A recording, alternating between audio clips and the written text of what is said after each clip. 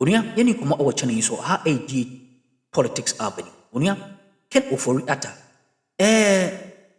Lawyer Godwin Edusi Tamakloe. Chere se papano, se oba ye man house arrest. Ye house arrest. Ne dintia wakasa ne bi. Yeboba urem na yahwe dintia.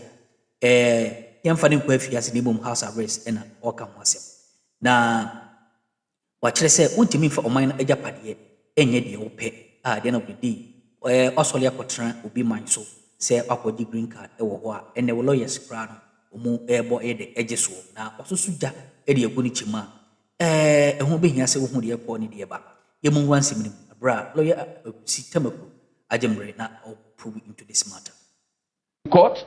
She went through a trial, sought permission from the court and travel. Why did you bring her? And thank you very much. You don't keep her at home. Let Ken come. Let her have the house arrest. Why can't Ken come? Yes, if he comes, I'll support house arrest. If Ken comes, I'll be one of them. Let's have the house arrest. Can you on this platform say Ken should come? Let him come. We'll support house arrest. No.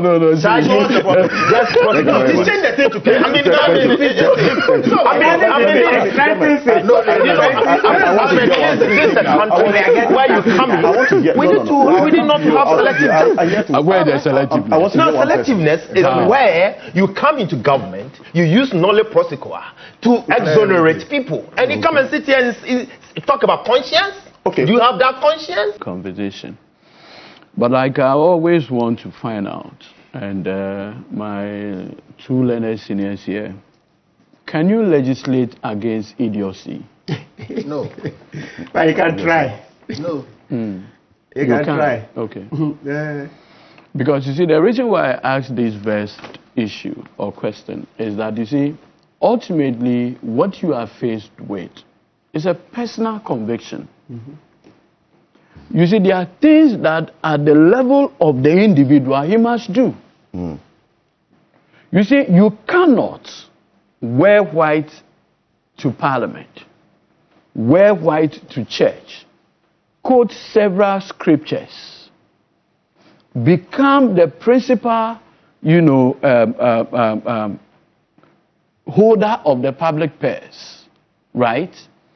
And few days to leave in office, your own cousin, the president, says, my chief of staff had given you permission to travel abroad. Now your lawyers come and tell us that May that year, you'll be back from your medical thing. And now your lawyers are celebrating the grant of your green card. And you say we should legislate. What are we legislating? People just don't have conscience. Simple. At the bottom of this conversation is that people simply don't have conscience. People simply feel that this country can be used for whatever it is they want. And they are above accountability. Look, that thing had been created in the minds of some people, that we are above the laws of this country. Bottom line. Oh, yes. Why? The people around President Ǎrrěsť Dankwa Akufo-Addo strongly believe that they are above the laws of this country. If not, we shouldn't be having this conversation, respectfully. Why are we trying to romanticize this issue? Why? In one breath, my learned senior, Kofi, says, Ken, don't come back. In another breath, he said, no, legislate against others from. I mean, how can you speak from the two sides of your mouth? You see, he's inviting me. Yes, I will. But at the right time, I will come back. No, I beg you. No, but you have not on this platform, but on different platforms. On different platforms. Please hold on, senior. Hold on. So that you on different platforms, you have made it categorical. In fact, you have suggested to him that he shouldn't. And even today, you said conditions are not. What conditions? Today in America, where Ken Ofori-Atta is, the Attorney General of New York, who prosecuted President Trump, for the fraud by the Trump organization, is today being prosecuted under President Trump. Yeah. She calls it persecution. Yeah. The courts have dismissed the indictment. The president says he will come back. Yes. That's mighty America at the condition. Letitia James or whatever she's called, she must be running. Yeah. John Bolton, the former national security advisor to President Trump, Yes. who fell out with him, had just pleaded guilty by charges brought under by President Trump's Attorney General because, as it were, he disclosed confidential information at that barest minimum. James Comey, Excellent. the former FBI boss, Yeah. only wrote on Instagram or something, Yes. 8640 or some words. Yeah. According to President Trump, that was an invitation for him to be killed Yes. because he fell out with Trump. Yeah. A Republican former FBI boss is today being prosecuted by President Trump. Mighty America. What conditions are we talking about? You just don't have conscience. Yeah. You just came, abuse this country's resources, and decide that let's run away because we are above the law. No conscience. And you sit on this platform to pontificate legislation. And that is why I preface my conversation by asking whether you can legislate against idiocy. You can't. It's not every problem you can solve with legislation. You see, immediately we have this mindset that every Ghanaian problem has come with legislation. We'll come up with laws that will turn ineffective. Look, I have decided to do some research this morning. And in the research I was doing, I realized something unique. Very interesting conversation. Look, 1952, J.B. Dankwa wrote to Osagyefo Dr. Kwame Nkrumah. 1952. How many years ago? 52. So over 70 years. Good. No, it's not 70. Okay. It's over 70. Yeah. J.B. Dankwa wrote to Nkrumah complaining about cocoa crutches. The scale for weighing cocoa. They have compromised it. They have done all. 2, bezels of schools. What were they doing? Stealing. Compromising purchasing, procurement infractions. J.B. Dankwa direct letters from 1952-57 that he's written to Osagyefo Dr. Kwame Nkrumah complaining about corruption within the public sector. Fast forward. 1993, the PNDC having transitioned into democratic rule. You know what they did? They said, oh, the laws were not strong enough. So they needed to amend Section 179. You know, initially Section 179 stand alone. Yeah. So now they introduced 179A with the introduction of causing financial loss to the state. Curiously, the people who introduced that piece of legislation, eventually the same people were the people who were caught up by rates. Yes. From 1992 to date, the people who brought Section 179A were the people who have been caught by rates. I mean, today you go on shows and an MPP communicator will tell you that, you people, you say we are corrupt, but none of our appointees have ever been convicted for corruption, particularly under Section 179A. Look, go and read Justice Dixon Kwame Afre's judgment in the quality grain decision. The charges were formulated, I think, by Nana Addo Dankwa Akufo-Addo as Attorney General. Now, when the conversation started, the MPP media then, and remember at that time, was only few media men. So they could meet, decide that this week, this is what we'll discuss, and nothing will happen. I understand that's how the word coffee shop came about. Yes. So they discussed the agenda. Today, citizen journalism, you can't set any agenda. People have their own agenda. Now, guess what happened? In Justice Afre's judgment, he spent about 2 pages of the initial, judgment, trying to convince himself that the people he was about to convict, he was not convicting them for stealing or corruption. Because if you see, he himself said, having reviewed over 3,000 pages of documents, evidence, and what have you, records, he has come to the conclusion that he needs to disabuse the mind of the public. That to the mind of the public, those individuals who are being prosecuted for corruption and stealing, he wants to let Ghanaians know that that is not the case. And that this is a novel penal law called causing financial loss to the state. And these are the ingredients. And in fact, if you look at the Ǎrrěsť formulation on causing financial loss to the state, it does not even require proof of what you call a terrible mind. All that is required is proof that the loss was willful. And what constituted willfulness was never given, in terms of, you see, because the idea is that penal legislation usually must be construed strictly. It never happened. Okay. So let's get that point. You disagree with that proposal? No, this is, let me make this point, I beg you. You see, recently my learned senior Kofi was lawyer for Imani when they went to court under the MPP, I think the tail end of the MPP government, challenging the removal of the heads of security agencies. And one of the arguments put forward by Malene Senior had to do with the fact that, listen, you can't remove persons of that nature unless there's a basis for just cause, right?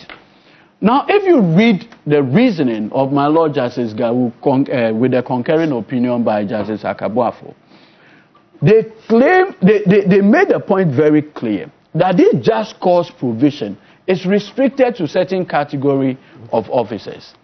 And then heads of security agencies do not form that Article 191 category of officers. And so an attempt to stretch that provision to enter into the security heads will be problematic. The reason why I'm bringing this is that, you see, my senior makes the point of situations where you can actually even prepare a resignation. Oh, that was just an example. Yeah, no, but I'm just providing the legal proof. It will be difficult in our current constitutional arrangement to do that. Okay. Because prima facie it will be declared unconstitutional. Always remember that these are contracts that are not contracts of servitude. Yeah. And so you cannot even ban people. Look, the Ghana Law School used to have a situation where the guys, the law student writing entrance exam, they will be made to do undertaking that you cannot challenge. Yes. Her ladyship, Gifty Ajay Ado, yes, exactly. She struck it. She struck it, tore it into pieces. Yes.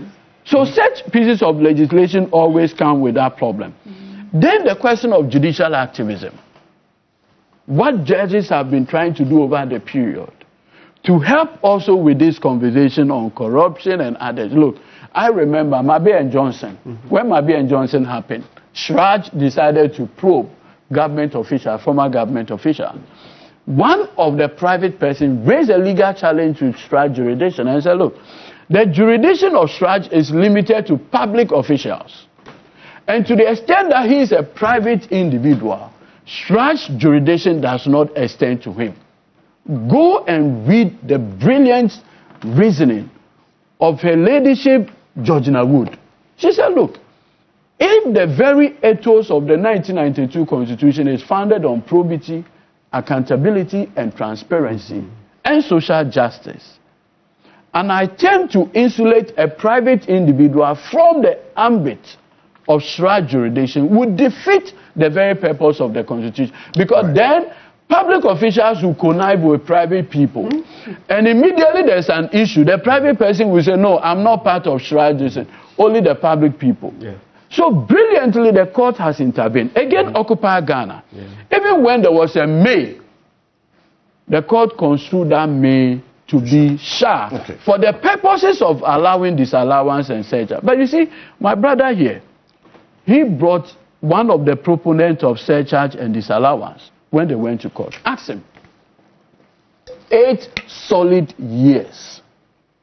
Immediately Domelevo was removed. Ask him.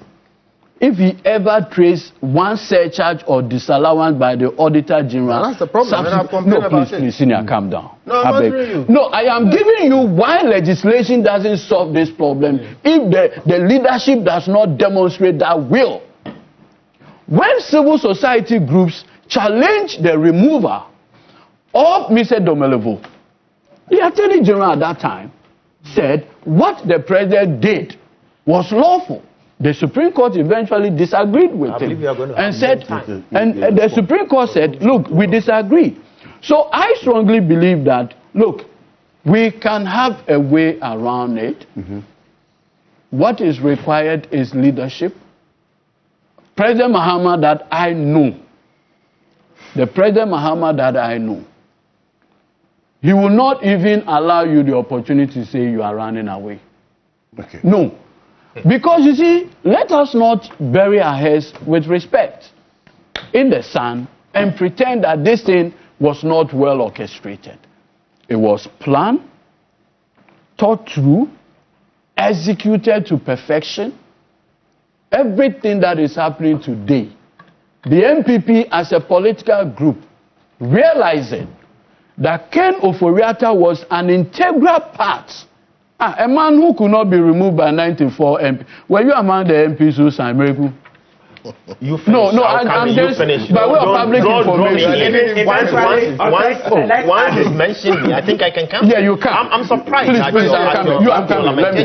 I am asking. I just wanted to find out whether he's among the 94 MPs who wanted. Even if he was not, even if he was not, eventually Sir Chairman Sabusu said all of them. Very well. All of them. So the point I'm making with that scenario is that, you see, when you have a powerful co-president like Ken Ofori-Atta, there is no way the long arms of accountability. Look, let us not mistake this.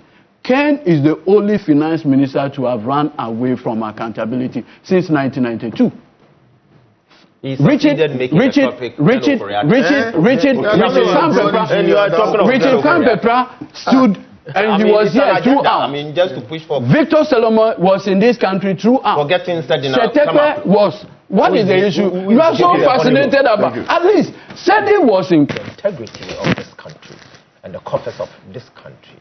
I like the emotions attached to the call by Kofi. And Kofi is just the emotions you see. There has to be some. The morality aspect of it is equally also accepted.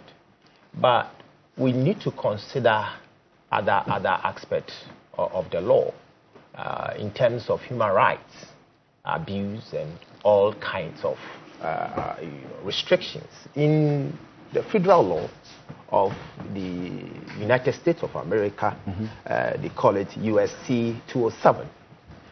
Those who have classified information are restricted actually from traveling out of jurisdiction after serving in government. That is established in US.